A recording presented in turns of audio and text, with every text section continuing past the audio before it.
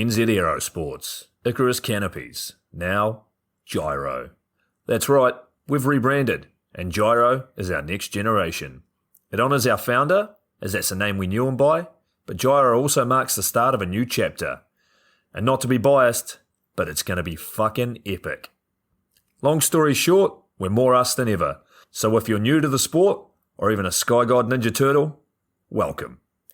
I think our valiant leader Lucy, Gyro's daughter, says it best. And we still got that fuck yeah attitude. Rebrand! Woo! Rebrand woo indeed, Lucy. Anyway, head over to gyro.com for more info and get amongst you legends. I was 19, broke, unemployed, and sold my girlfriend's canopy for drug money. So I thought I better sew her a new one.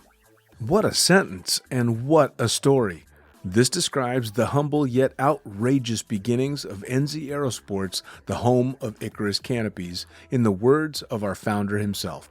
From getting a paratrooper toy from his mom, watching parachutes at the DZ as a 6-year-old, jumping off the wharf with a parachute made from bed sheets, doing his first jump at 16, sewing his first canopy on a borrowed machine at 19, and starting to sell parachutes out of a garage in 1986, Paul Gyro Martin had an undying love for the sky.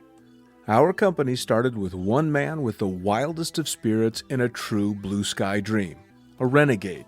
In the time that Gyro created and ran the Icarus Canopies brand until he passed away in 2017, he pushed everything he had to its limits. We miss him, and we always will. Gyro is the next generation of NZ Aerosports. It honors our founder, of course, because it was the name we all knew him by, but Gyro the rebrand also marks the start of a new chapter, our next jump. Gyro is the space between sound and silence, art and science, chaos and calm. Gyro is a state of epic tranquility that transcends understanding. That moment, in the door, in free fall, mid-swoop, where nothing but the present exists. A perfect balance of euphoria and thrill. Gyro captures our passion for flying and our commitment to designing break-the-fucking-rules canopies that deliver pilots pure, wild flight. Hey gang, so I got a new book out. It's called The Upside of Fear, and it's exactly what you think it's about. It's about the good side of, well, getting scared. In it, we talk not only about the science and biology behind fear, but the psychology as well. And it's not just coming from me, it's coming from some of the best in the sport. Omar Alhigelan, Jeff Provenzano, Maxine Tate, and so many more have contributed their sometimes terrifying stories to the book to help you overcome your fear. So head to the lunaticfringepodcast.com. You're going to find the link to the book there, as well as the other books. It's available in ebook, paperback, hardback, and audiobook right now. Coming straight from the cockpit, it's another episode of Lunatic Fringe with the fucking pilot.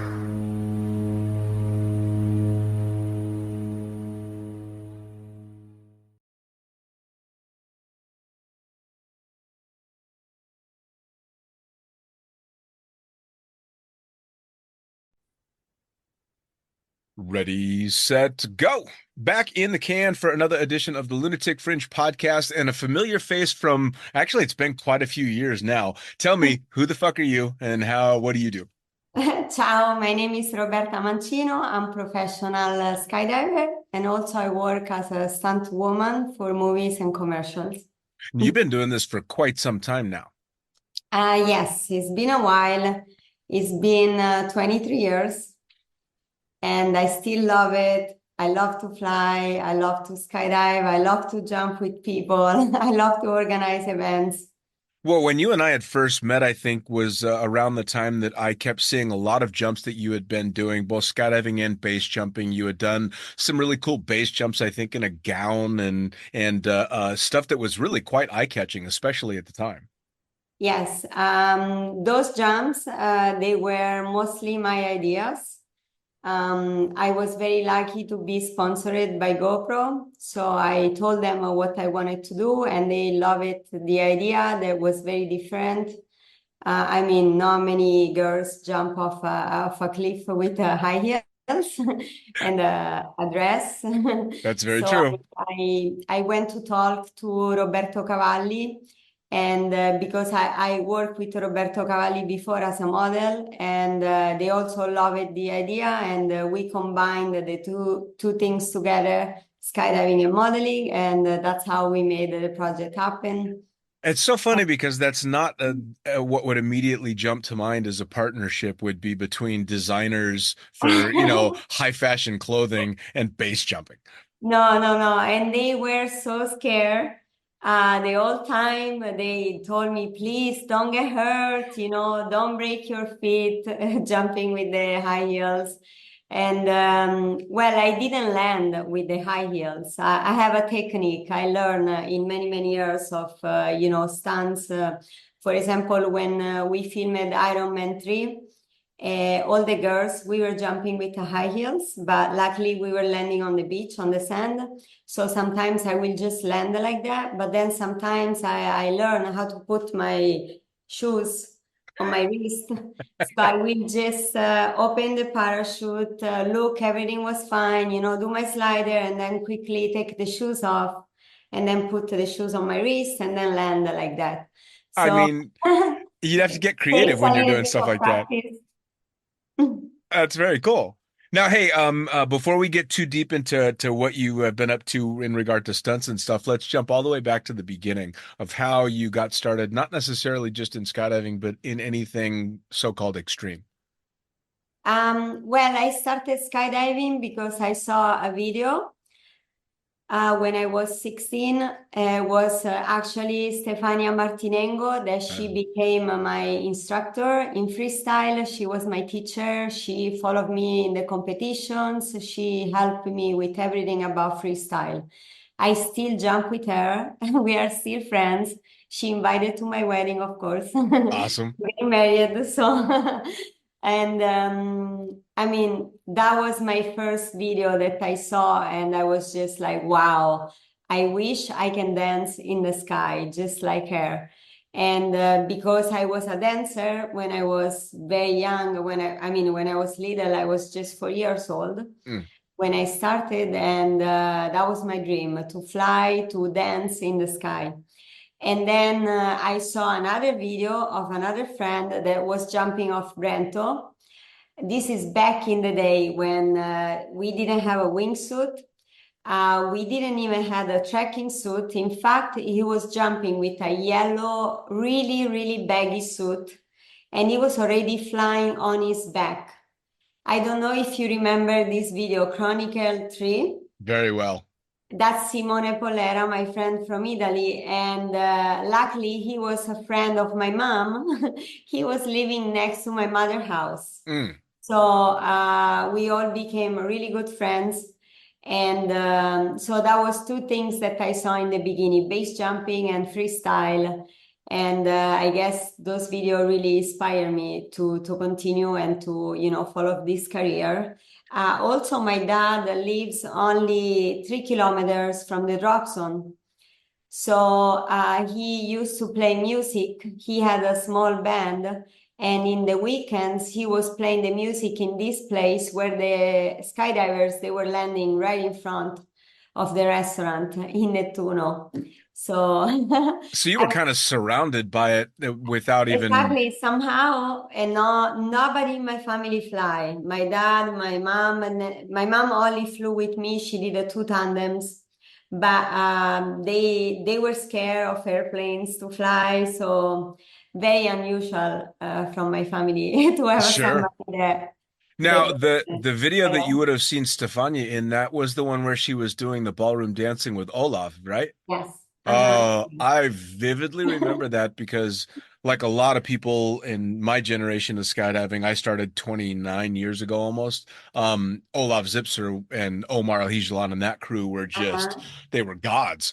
And I Oh yeah. remember, seeing that I mean, they video. still are. They Oh, still yeah. fly amazing. Oh, absolutely. But to see that video specifically where 2 seconds into it, I knew they were ballroom dancing Hmm. immediately on their heads, upside down with complete and total control. I'm like, they're they're fucking dancing. That is Yeah. insane. I was absolutely floored by it.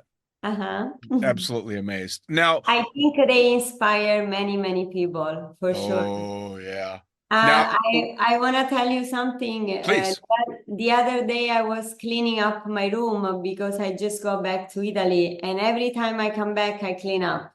So I always find something from the past, and I found a receipt with 50 school jumps with Olaf in Paoki.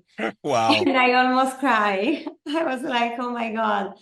Because I feel now it's easier, than before. You can go in any drop zone and you can find a good coach, somebody can fly really good. But when I started in Italy, not many people were flying like that. Mm, So I had to go to US. sure. Um, and I mean, it was special just to see this paper. Now, when you began skydiving, what did your family think of it? Because it's not a typical Oh, yeah. thing. They thought I was crazy, of course. They tried to convince me not to do it. I didn't need to do it. Why? But my mom, she's not here anymore, unfortunately, but she was very, very supportive. Mm, She was, I mean, she loved it so much to watch me fly, to watch me dance, to wingsuit. Well, she came with me in many, many places. She was in Switzerland with me when I was base jumping during one competition, one wingsuit competition. She watched me in Brento. I pulled right in front of her. She was sitting at the bar. She was in Panama with me before I did the project in between the buildings. She was there. I was trying to get the permission, and she came there to support me. mm. Uh, I mean, I don't know how many moms in the world will have done that, and she was with me in many, many events. And of course, at the drop zone all the time. She came Sure. to Dubai and she did a tandem in Dubai. She was in San Francisco and she did another tandem there. And I mean, she was the best. And my dad, unfortunately, never even tried Mm, to jump, but I think he likes to watch me fly. He mm. just very shy. Well, He's I would afraid. imagine, especially with a daughter, I would imagine that once you're in the very beginning, you would just be terrified. Because especially as a dad, that's not just my kid, that's my little girl. But I Yes. would imagine as those years go by and you've shown year in, year out that you are experienced and know what you're doing and are continuing forward in the sport, he must just get more and more proud and less nervous. Yes, yes. I just think for him it's hard to say something because he's afraid if something happened, he could have been involved with my decision. But I know he loves to watch me fly too because, well, first of all, I catch him watching few videos, and then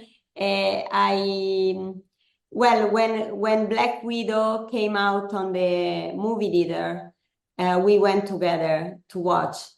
And also when Iron Man 3 and many other commercials that I did also in Italy. So he was able to come with me to the premiere Mm, or and everything I've done in the TV in Italy, he saw me fly on the news so he was smiling. So that's he really still cool. think I'm crazy, but he Now, accepted.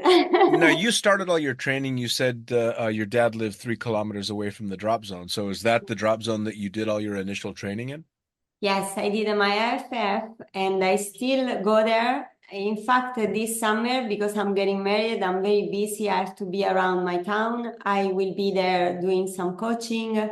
I'm doing a nice, fun event, coaching and also doing a raffle for LMB, my sponsors, in few weeks to help people to win an altimeter. Nice, And nice. Now, which drop zone is this? Skydive Nettuno, which is a crazy fly, is the name Okay. of the drop zone. Yeah, Very, it's very cool. out of Rome. Just south of Rome. It's got to be Mhm. stunningly beautiful. Oh yeah, it's over the sea. and we have a lots of trees.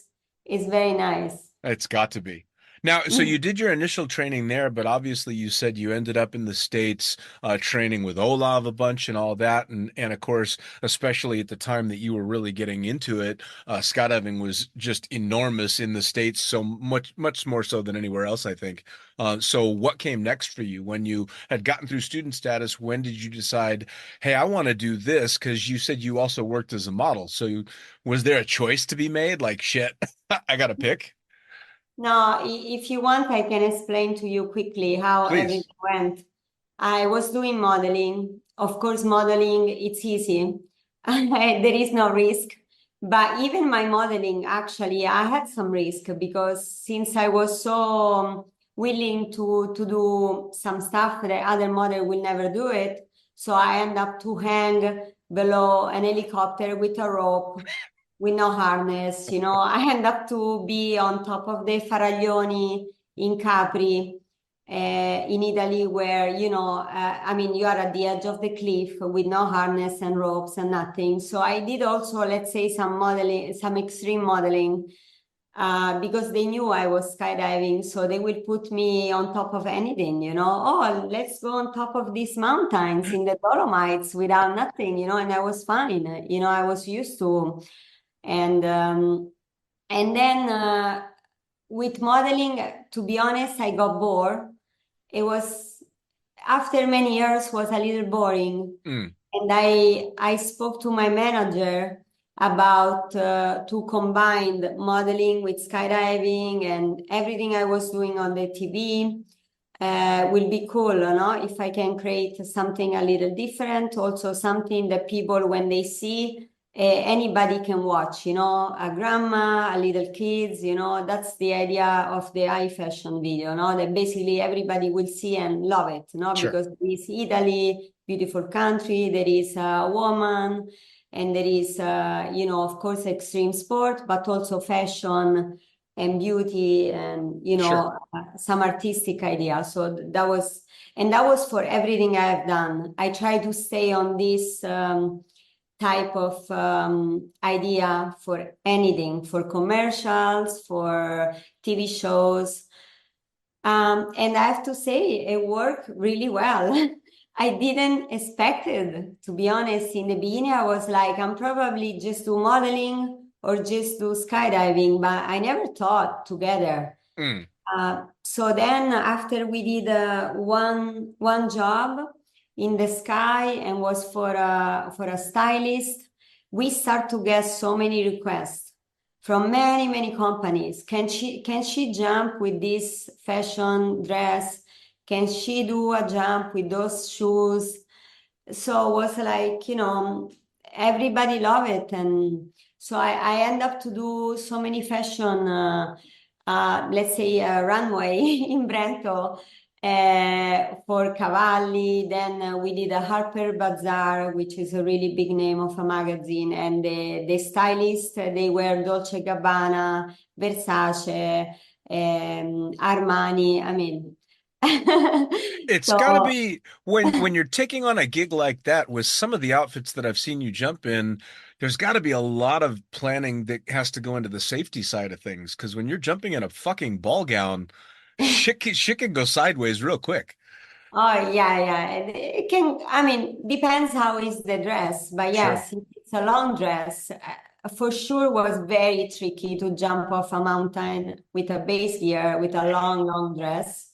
It was a bit sketchy for sure, but that's why I went to practice in skydiving to figure out how the wind will move the dress. And, because I can only go head down from the cliff and the dress will stay, down. Or I could go tracking, but I needed to make sure they wouldn't come up to my pilot chute. So I had to do some training for that. But the most difficult part was to go to the showrooms and to talk to the stylist because they needed to do some adjustment. For example, you don't see the leg straps in my videos. So we had to do holes on the side of the harness Mm.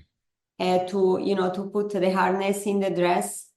And and that was a little weird, to tell to, I don't know, Roberto Cavalli, hey, your beautiful dress that costs like, I don't know, 10,000 euros. We have to put some hole and damage the dress. So, and with the guys was even worse because when we did those base jumps, they are like also very, muscles and buff and they destroyed the costume. Oh, I sure. mean, we gave back the outfit and they were in pieces and destroyed. And so that was the only issue. But for safety, once you understand and you go skydive and you practice, it's the same. Of course, in base jumping, you have to be really quick. Sure. That would be kind of funny to try and explain to a high fashion designer what terminal velocity will do to clothing. Yeah, I yeah. mean, people can't wrap their head around it. I remember as a little baby skydiver going out and jumping. I think I had some type of a windbreaker on that was not meant to be in the air and landed with it just in tatters. People just don't Uh-huh. understand. So I can imagine with a high fashion gown, it's not Yeah. necessarily going to do too well. Yeah. So you ended up in the States, you end up doing all this training and everything, and you start doing both. But when did the stunt stuff come in? I mean, you've been able to do quite a lot of stuff that people might not know about that was very high profile. Yeah, well, that was way later. Sure. In fact, I like to tell the story because some people only sees what is now, but in reality, it took me like 10 years Sure. before I even start to do something, in the movies or in the big commercials, and before that, I was competing in freestyle. I was competing in wingsuit, in base jumping. I was doing the world records, skydiving. I was doing all the sequentials, free flying. So, it's easy to see now the videos because we have Instagram. But 10 years before, you don't see anything about. Sure. That's what was the time of practice and training, and it's funny because sometimes my students they tell me, "Oh, but you don't pay the jumps. They sponsor you." Yes, they do now, but before Now. I did 1,000 coaching jumps in the beginning, and I mean, yeah, now no, but Sure. before I invested just like everybody else to Now, to, to training. when you got into wingsuiting, especially base jumping and wingsuiting, did you tell your family about that? Um, to be honest, no, I didn't. I thought was not a good idea to make them worry Sure. what they gonna do anyway. They're not gonna stop me once I decide I'm gonna go for. But my mom, she was the only one she knew, and she, like I told you, she came with me to a competition. So she was very open-minded Mm. compared the rest of my family. But imagine to tell to my grandma, she's now 98. And sometimes I show her the wingsuit. And I'm like, no, nah, this is a wingsuit. And I go like this with the wings and I show her you fly like this. And she doesn't understand. Sure. He's like, what do you mean you fly? I'm like, yeah, grandma, I fly. I jump off a cliff. And then I show her the video. And when I show the video, she can see it. I think she understands, but I don't think she thinks it's real, Sure. you know? I That's mean, that'd be to be especially honest, she has a short memory well, and issue. for someone her age, that's a lot to try and wrap your head around. Yes, exactly. I She mean, doesn't even understand what is a microwave or, yeah, then or a dryer machine. I tried to explain to her last year. Well, she's gonna be 98. I told her, in US they have a laundry machine and then they have a dryer machine, and she couldn't figure it out. Her head, I think, was too much, for her. mm, it's well, I have Italian heritage as well, and both my Italian great grandmothers were the same, and my grandmother was a little bit more modern, but my great grandparents, no. No, and they were from Italy, and they was very old school and very traditional. Mhm. Yeah, even in my house, my dad doesn't have a microwave, and we don't have a dryer machine. We wash the clothes and we put it on top of the balcony upstairs. It's still I like mean, that in Italy. I suppose the image that you have of a standard Italian household is there'd never be a microwave in there because there's no way a self-respecting Italian would use a microwave. They're going to cook it properly. Oh yeah, no, no, and they do not trust Yeah, the no. microwave at all. My grandma says always it's heavy. It's something heavy. I'm like, who Yeah, knows? yeah, We fair will enough. know later what those things do. So after all the training and all the practicing and everything, you started getting into competition. You started the base jumping, the wingsuit competitions, the base jumping competitions. I'm really interested to hear about that. When did you decide that's me? I need to go do that. Well, in 2009, I started to wingsuit, I started to base jump. And then it was the right time when people started to training really, really hard in wingsuit because it was the beginning of, proximity flying and also, right later, I don't remember how many years later, but the WWL, the World Wingsuit League, came out thanks to Jeff Corliss that made this happen. But I mean, it was the only, I mean, we only had a few wingsuit competitions, but then all of the sudden was the World Wingsuit League, was the base competition in Lauterbrunnen in Switzerland, and then a competition in Brazil, in Pedra da Onça. So, they started to have a more competition. And then in skydiving, we had competitions in Paris. We had the Red Bull Aces, and that was the coolest Hmm. competition ever, Now I that think. was the one with the markers flying under the helicopters, right? Uh-huh, yes, yes, Oh yes. man, that looked so intense just Oh as an my God, observer. that competition was amazing. And we had this opportunity. I'm so lucky that I was around, wingsuiting already at that time. And I believe I was the only woman in the beginning. And then I think we did one more, and then we were just two girls. But anyway, that competition was the most fun Had to and be. and exciting. You can imagine, right? To go around, those pylons under the helicopters, and yeah, it was very cool. Oh, That was it my favorite, and of course WWL, because that place in China, it's is beautiful, and we got to jump there, and then.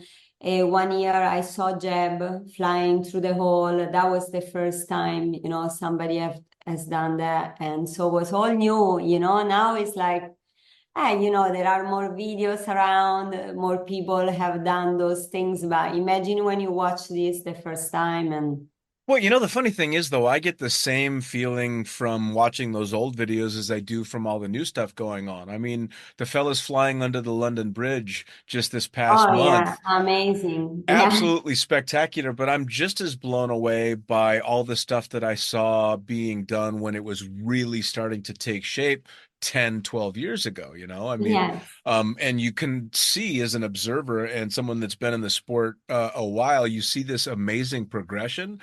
And I hate to say it, but almost by the time I see them fly under that bridge, of course they're doing that. Of Yeah. course, because that's just how good they've gotten. Mm-hmm. It's amazing. Yeah, now it's a bit more obvious, no? Because it's been seen and you can guess so what they're gonna do next, Yeah, right? but somebody always pushes it. I mean, you've got guys flying through volcanoes and under bridges and all just this Yeah, insanity. It's absolutely spectacular to watch. It really is. yes, yes. And now with those wingsuits, you can do so many things. Like when I flew over the volcano in Chile, I couldn't do that because we had a wingsuit that they were like an old model, Mm, and our wingsuit was not able to go up. Like now you can flare up and get some altitude, but before we couldn't go up in a wingsuit. sure. So it's very cool to see also how the wingsuit are progressing, and not just the training from the guys, but also, Squirrel. I mean, they've been doing some incredible wingsuit, and you can do everything with those wingsuits. Oh yeah. For me, the most fun was free flying in a wingsuit because you can do a jump that, you exit, you go head down, you carve around somebody, and then you keep going in another jump, and then you can go flat, you can go steep, you can do acrobatics, you can do so much, The and it's a lot of fun. first time I ever got to see that in person, face to face, I was just doing a solo on a day off in Dubai, and it was Micah and one of the other Maktoum guys in their wingsuits and asked what I was doing. I'm like, I'm just falling straight down. Go on your head, stay on your head, go straight down. Okay, so out the door I go, and the next thing I know, they're just all around me and circling Yeah, and fly up and zip around and pirouette, and I was just absolutely blown away by it. I'd never seen anything like it. yeah. So speaking of, how did you end up going to Dubai? Because that's where we met, and you were there for Yeah. quite some time. Yeah, so I end up to go to Dubai because Noah was there, and Noah was my ex-boyfriend. So I decided to move there because he was working for Skydive Dubai. But also we had the opportunity to do a team. Took a while, took like maybe 2 years for me to get in the wingsuit team because I was a woman, so they only had the guys in the team. And in fact, I was not in the base jumping team, but I was in the wingsuit team for the demos, for the king, for the events at Mm. night, especially at night. So we were training. We had the helicopter for us. Was such a cool time of my life, and I always have to say thank you to Fred and Vince Mm. and Mike Swanson too, because they were the ones really push for me to be part because Nice. they didn't want to have a woman. They rather had a guy instead. But my friends, they spoke so much. No, no, she should be in the team. And at that time, when they did the event at the Princess Tower, also there they had a meeting, and they wanted to have a girl, because sometimes when there is a girl around, it's more funny. It gets a little silly too. Sure. And so, but I remember that they had to talk to push for me again. Because I was very experienced at that time. I was jumping, I was base jumping all the time.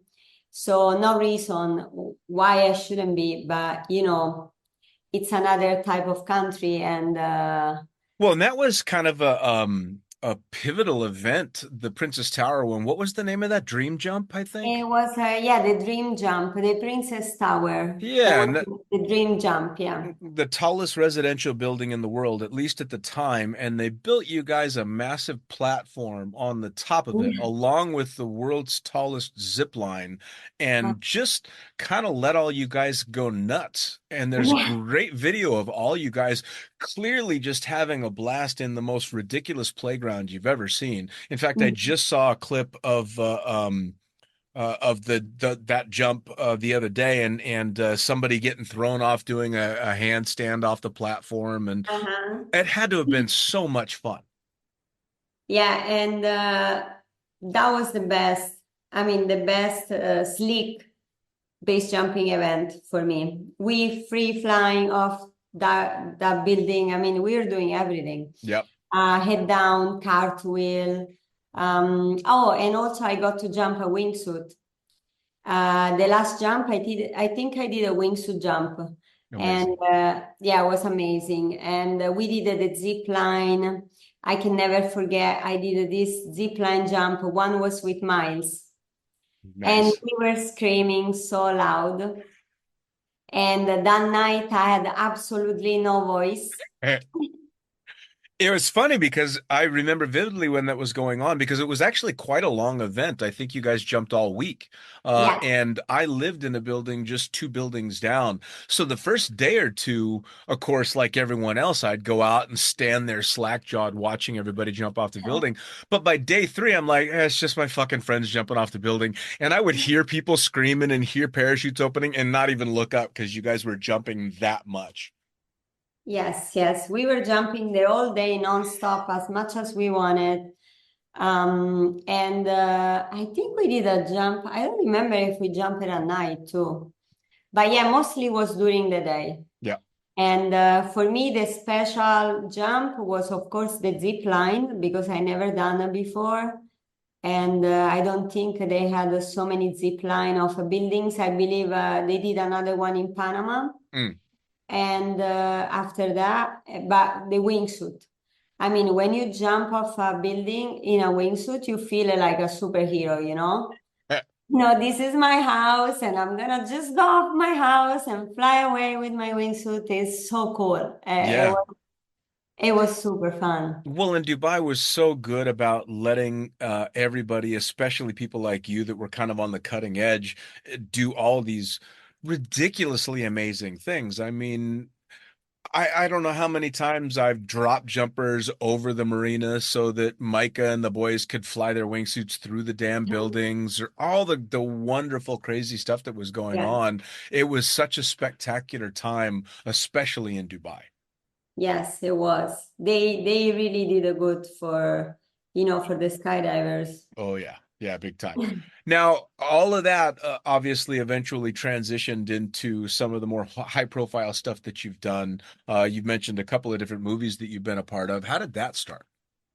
That was I don't know, was a combination of being lucky, being in the right place in the right time, but also I believe the training, because I mean the people that they were doing the movies, they were either some of my coach back in the day for free flying, and then of course I stay around in the same drop zones. I was training together.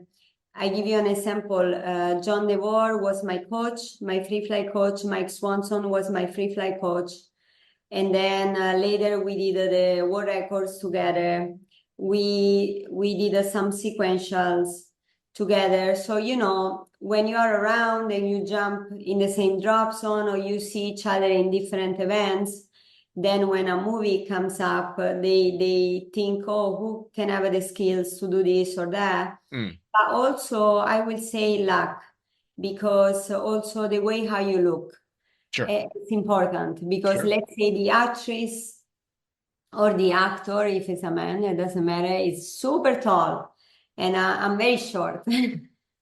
I'm only what, 5'3". Mm, So I'm a little tiny girl, and so I cannot do stunt double for somebody that is super tall, right? And it sure, happen for the guys too. So it's also a luck sure. with the way how you are. And for example, for Black Widow, was really funny because when Luke Akis told me there is, they're gonna do a movie and they are looking for somebody to do stunt double for Scarlett Johansson, and he told me, please send me your measurements, and I took the measurements and I sent it. And I remember I was talking to my best friend and I told her, I don't know if they're gonna pick me for this. I really hope, it was one of my dream. I was Mm, like, really, really hope I get to do stunt double for her. And then she told me, oh, let's check. Let's see what are the measurements of her. Let's look online. And oh my God, we went online and I was exactly like, I mean, maybe 1 centimeter less or more, mm. but we were the same.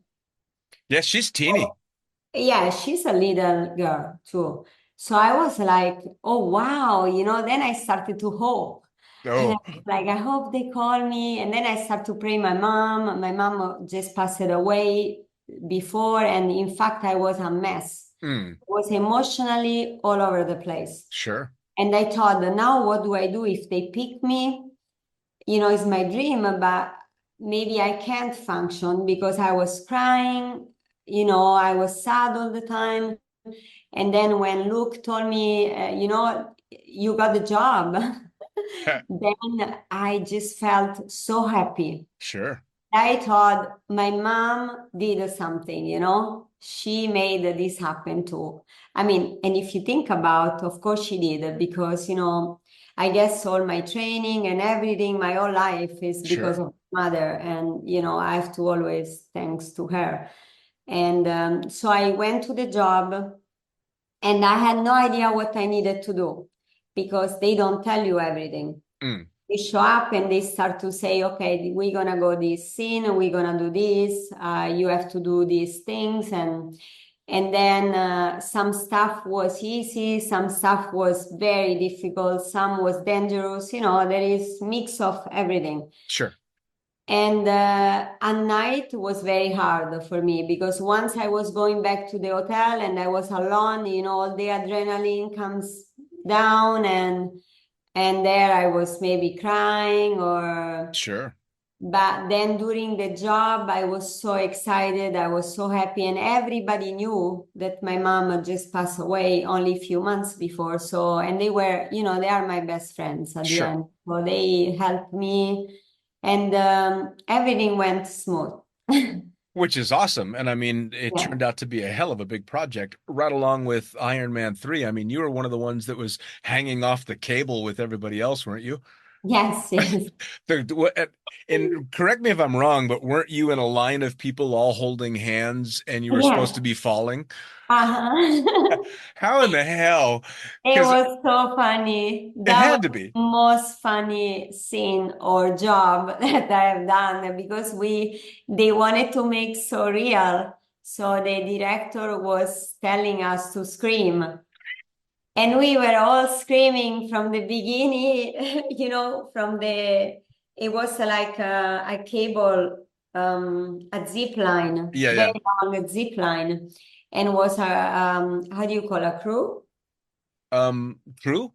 Yeah. Yeah, So yeah. we were on top and was really high, and we had to crash in the water. So even when we were about to touch the water, even before, we were still screaming. I remember I end up to drink so much water too, because I will drop in the water with my mouth open, and some people, slam the Oof. ear or yeah, it was a really funny I mean, experience. it's got to be funny for you to watch those movies and look back and see what you did and then remember what it was actually like behind the scenes. Yes, yes, yes. I wish I had more videos and more pictures because I mean, such a good memories.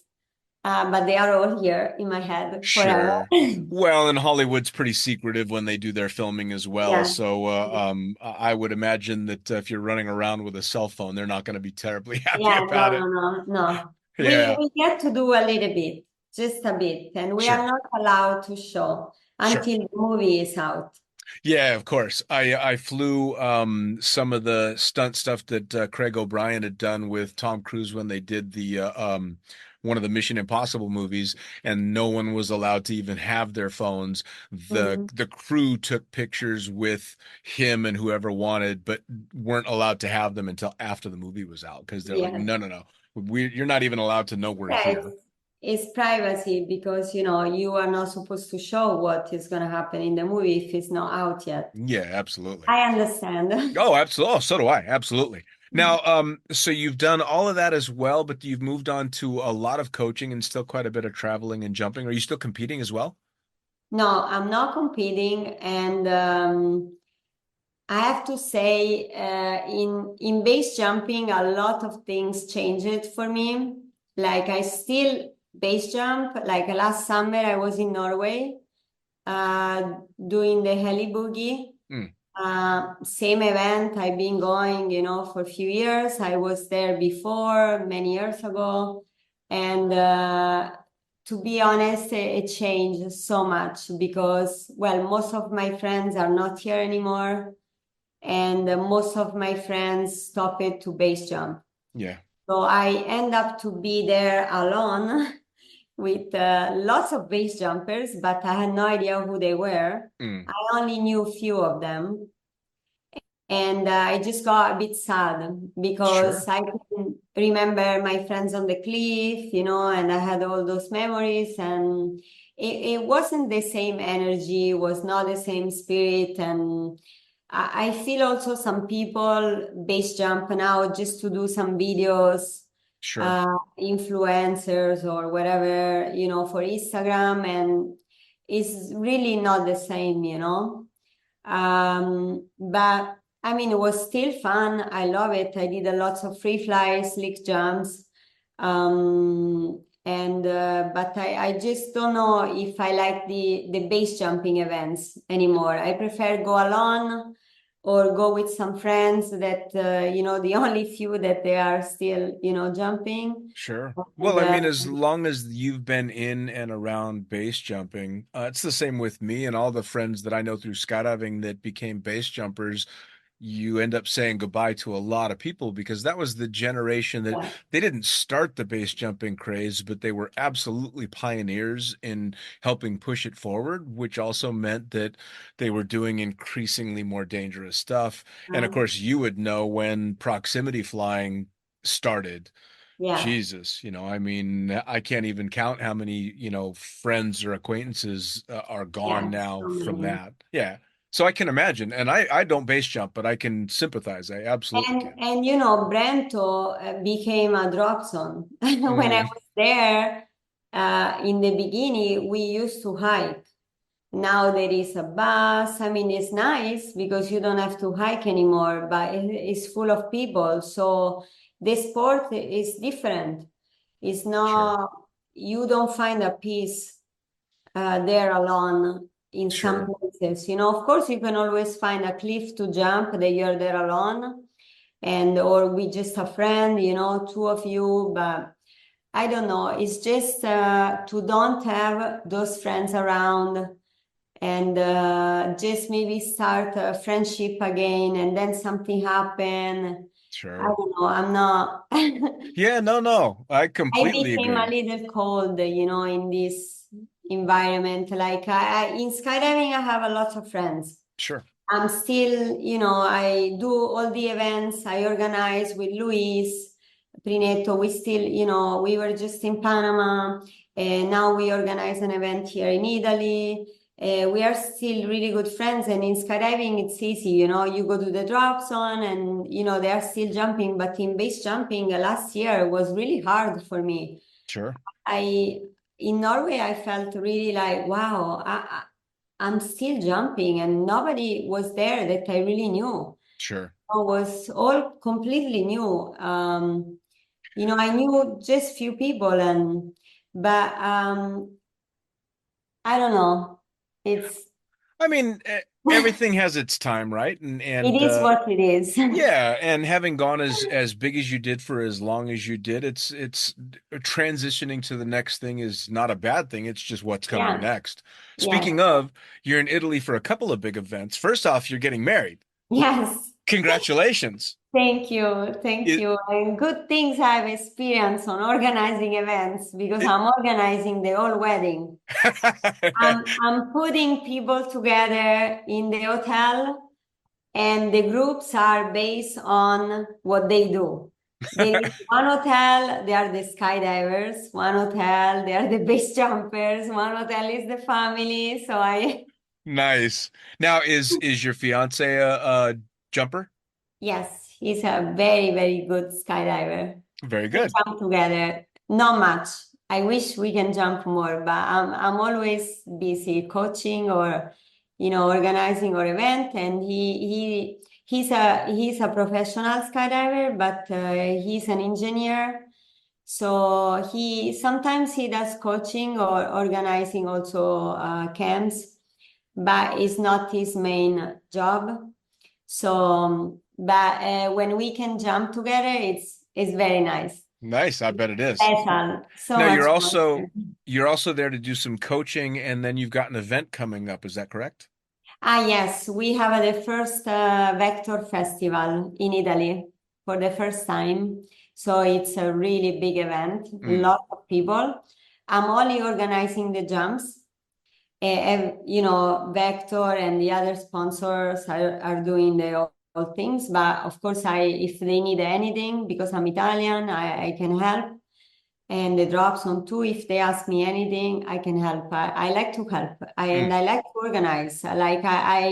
I thought, it's fun to organize boogies. Mm. And now that I'm organizing the wedding, many people from my family and my friends, they were like, you're not gonna get a wedding plan person that helps you. And I was like, no, Mm. no. I think I can handle with my experience. So it's been really, really good. It's a good learning. And I have the support of my fiance families. They are great. Nice. They help me with, well, I still don't have a dress, by the way. And I just realized about the dress a few months ago because one of my friends asked me, what are you going to wear for the wedding? And I was like, I was in Puerto Rico, and where we live, we don't wear shoes. Sure. We are on the beach all day, every day. So I didn't even thought yet about the dress. And I was like, oh my God, you're right. I'm getting married in the church. I need a dress. I need a classic Italian wedding dress, So now tomorrow I'm going to look for a dress with a stylist here from my town. And you have to decide the menu for the wedding. You have to find hotels for everybody because people are coming from everywhere. Sure. Most of my American friends, Luis Prinetto, Tex and Alicia, lots of skydivers. They're gonna be here, so I have to help, to find a place for them. They don't know my town, and my town is Sure. small. Everything Boy, is in a book. your town is in for a hell of an invasion. Oh yeah, I told to everybody. Every morning I go down to the town and I stop to get a coffee, the gelateria, I get pizza, and I tell to everybody, do you guys know that in September is gonna be 150 people here? And be ready. They are Americans, Cubans, Puerto Ricans. It's going to get out of control. Oh yeah, for sure. Well, I absolutely guarantee if you organize the wedding like you've done your career in skydiving, it's going to be a success. I hope so. I I really hope have no doubt. so. Now, before we wrap things up, I want you to tell everybody because you're there for a little while and you said you're going to be doing some coaching. And of course, you're coaching when you're not planning a wedding in Italy. How do people find you on social media? How can they track you down and come jump with you? Yes, you can find me always on Instagram, Mancino Roberta, or on Facebook on my athlete page. You can write to me anytime. I try to respond to everyone. Any skydiving questions about even, how to start or what to do, what to buy, I'm always there, willing to help. And I will post the dates of the events. I'm gonna do a lot of raffles for LMB during the summer, so I will post also where we're gonna do those things. And I will be around Italy the whole summer in different drops on in Fano, in Nettuno, in Skydive Salerno. You will see all this on my Instagram page. Oh, that's fantastic. And I'll actually get you to send me that info so that I can add it when this comes out, because I think this is going to come out, I don't know, 3 or 4 weeks from now. So Okay. we'll be able to get a bunch of that information. But I Cool. cannot thank you enough for taking time this evening to sit down and talk to me. I know you're crazy busy and have all this stuff Thank to do, you. but it was fantastic to catch up. Thank you so much. Take care, Roberta. Have a good day. Bye. Bye. Arrivederci.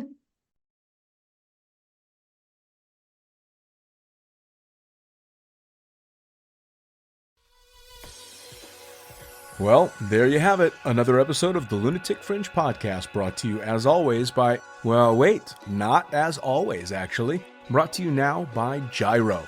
Formerly known as NZ Aerosports, you'll head to gyro.com for their next level line of canopies. By Pussfoot, the extreme sports collective. Head over to pussfoot.com to check it out. By Summit Parachute Systems, check out summitparachutesystems.com to talk to Jarrett Martin and the gang about kick-ass pilot rigs, rigging courses, and more. By Flyaway Indoor Skydiving, go to flyawaytn.com and check out all the cutting-edge stuff to come. By Pure Spectrum CBD, head to purespectrumcbd.com to check out their wide range of CBD products. And as for us, head to the lunaticfringepodcast.com to listen to any of the hundreds of episodes currently available, hit the link for our YouTube channel, pick up your copy of the Lunatic Fringe book or The Accidental Stripper, and get a sneak peek at upcoming guests. Once again, thanks for listening. We'll see you next time.